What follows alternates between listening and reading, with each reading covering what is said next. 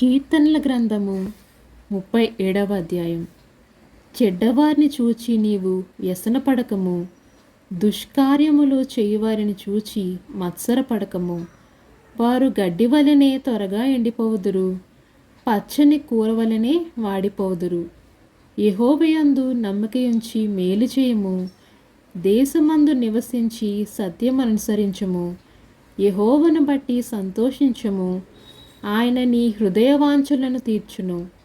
నీ మార్గమును యెహోవాకు అప్పగింపము, నీవు ఆయనను నమ్ముకొనము, ఆయన నీ కార్యము నెరవేర్చును.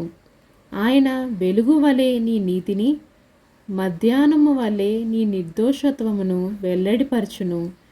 యెహోవా ఎదుట మౌనముగా నుండి ఆయన కొరకు కనిపెట్టుకునుము.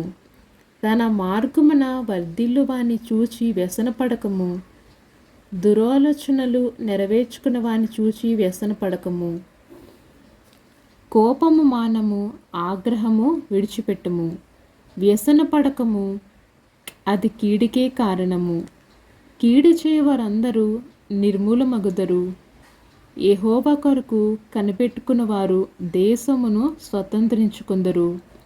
ఇక కొంతకాలమునకు భక్తిహీనులు లేకపోదురు. వారి స్థలమును జాగ్రత్తగా పరిశీలించినను వారు కనబడకపోదురు.